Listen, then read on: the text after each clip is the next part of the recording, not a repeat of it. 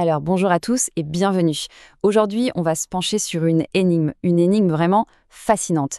Qu'est-ce qui fait que la finance internationale est si spéciale, si différente? On va décortiquer tout ça ensemble. C'est une super question, non? On pourrait se dire, les affaires, c'est les affaires. L'argent, c'est de l'argent au point. Mais alors pourquoi est-ce que tout change, tout se complique, dès qu'on passe une frontière? C'est vraiment la question de fond qui va nous guider aujourd'hui. Bon, pour commencer à y voir plus clair, il faut juste regarder le monde dans lequel on vit. Il est hyper connecté. Pensez-y une seconde. On a vu l'émergence de marchés financiers qui sont devenus complètement mondialisés. L'arrivée de l'euro qui a tout changé en Europe, la libéralisation des échanges et aussi toutes ces privatisations d'entreprises publiques. Tout ça, ça crée une sorte de gigantesque toile économique mondiale. Et c'est précisément là que ça devient intéressant. Parce que cette globalisation, elle a créé un terrain de jeu financier complètement différent. Un terrain avec ses propres règles. On peut dire qu'il y a 4 distinctions vraiment clés qui changent tout. Alors, quelles sont ces 4 différences fondamentales? Les voilà. Premièrement, le risque de change. Deuxièmement, le risque politique. Troisièmement, ce qu'on appelle les imperfections de marché.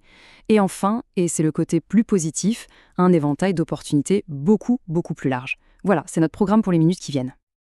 Ok, alors on commence par le dur. Plongeons tout de suite dans les 2 premiers points, qui sont en fait les 2 gros risques que tout le monde, que ce soit les entreprises ou les investisseurs, doivent affronter quand ils décident de jouer à l'international. Le premier, c'est le risque de change. Alors, c'est quoi exactement? Imaginez un truc tout simple. Une entreprise fait un super bénéfice au Japon. Génial. Sauf que, au moment de convertir ces bénéfices en euros pour les ramener à la maison, le taux de change a bougé, et pas dans le bon sens. Et là, paf, le super bénéfice a complètement fondu. Voilà, tout simplement, c'est ça le risque de change. Le deuxième gros risque, c'est le risque politique. Et là, c'est un autre niveau.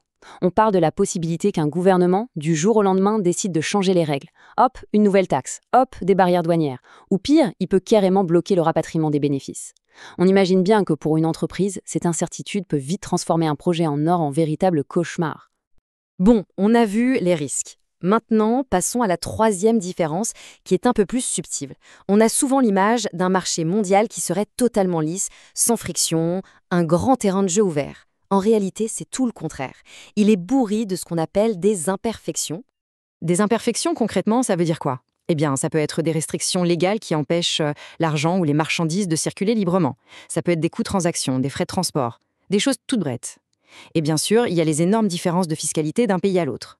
Tout ça, ce sont des grains de sable dans la machine, des frictions, qui font que le terrain de jeu mondial est tout sauf plat. Et pour vraiment comprendre ce que c'est, une imperfection de marché, il y a un exemple historique qui est juste parfait. C'est l'histoire de Nestlé, le géant suisse, à la fin des années 80, 5 cas d'école. Vous allez voir. Alors, accrochez-vous bien. À cette époque, Nestlé avait un système assez incroyable. Il y avait 2 catégories d'actions. D'un côté, les actions dites aux porteurs, qui étaient plus chères et qui étaient les seules que les étrangers pouvaient acheter. De l'autre, les actions nominatives, moins chères mais réservées uniquement aux citoyens suisses. C'est une imperfection de marché créée de toutes pièces par l'entreprise elle-même. Assez fou, non? Et là arrive le 18 novembre 1988. Et c'est un véritable coup de théâtre. Du jour au lendemain, Nestlé annonce la fin du système. Il lève toutes les restrictions. Et ça veut dire que d'un seul coup, les investisseurs étrangers peuvent enfin acheter les actions qui étaient réservées aux Suisses et qui étaient beaucoup moins chères. Et regardez ce qui s'est passé. Ce graphique parle de lui-même, c'est juste spectaculaire. Le jour même de l'annonce, le prix de l'action étrangère, la plus chère, a dégringolé. Et en même temps, le prix de l'action suisse, la moins chère, a grimpé en flèche. Les deux se sont rejoints au milieu. En l'espace de quelques heures, l'écart de prix avait complètement disparu. Le marché s'est ajusté de façon quasi instantanée. La conclusion est sans appel, et cette citation le résume à la perfection. Ce qu'on a vu ce jour-là, c'est un transfert de richesse absolument massif. L'argent est passé des poches des actionnaires étrangers à celles des actionnaires suisses. Cet exemple est génial parce qu'il montre tout en un. L'imperfection du marché, c'est-à-dire la barrière, et une sorte de risque où une seule décision, prise cette fois par une entreprise, a eu des conséquences financières énormes et immédiates. Bon, on a pas mal parlé des risques et des complexités, mais il ne faut surtout pas oublier le revers de la médaille. Car la finance internationale, c'est aussi, et peut-être surtout, un monde d'opportunités bien plus vaste. Après tout, pourquoi se contenter de son seul marché national? Pour un investisseur, c'est la base, ne pas mettre tous ses œufs dans le même panier. En investissant dans plusieurs pays, on diversifie et donc on réduit son risque global. Et pour une entreprise, c'est encore plus évident. Aller à l'international, ça peut vouloir dire accéder à des matières premières moins chères, toucher des millions de nouveaux clients ou encore lever des fonds beaucoup plus facilement.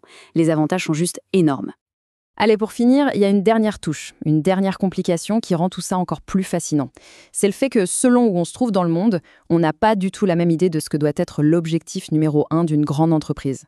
En gros, il y a deux grandes écoles de pensée qui s'opposent. D'un côté, on a le modèle qu'on voit surtout dans les pays anglo-saxons. Là-bas, l'objectif est clair, net et précis. Il faut maximiser la valeur pour les actionnaires. De l'autre côté, en Europe continentale par exemple, en France ou en Allemagne, la vision est plus large. On parle de maximiser le bien-être de toutes les parties prenantes, c'est-à-dire pas seulement les actionnaires, mais aussi les employés, les clients, les fournisseurs. C'est une différence fondamentale de philosophie. Maintenant, attention, il faut quand même nuancer. Même dans ce second modèle, celui des parties prenantes, il y a une réalité économique qui s'impose. Pour pouvoir bien traiter ses employés sur le long terme, pour satisfaire ses clients, une entreprise doit d'abord être rentable et créer de la valeur pour ceux qui ont investi en elle. C'est la condition de base pour que tout le reste puisse exister. Donc si on résume tout ça, on voit bien que la finance internationale, ce n'est pas juste la finance normale avec un passeport. Pas du tout. On a des risques qui n'existent pas au niveau national, des règles du jeu qui sont faussées par des imperfections, un champ des possibles beaucoup plus vaste et même des désaccords sur le but final du jeu. C'est tout ça qui en fait un domaine si complexe et franchement si passionnant. Et pour conclure, toute cette discussion nous laisse avec une dernière question, une question un peu vertigineuse. On a vu que les entreprises font face à des risques énormes à l'international. Mais qu'en est-il des pays eux-mêmes? Un pays, un État, est-ce que ça peut faire faillite? Voilà une excellente question pour continuer à réfléchir. Merci beaucoup d'avoir suivi cette analyse.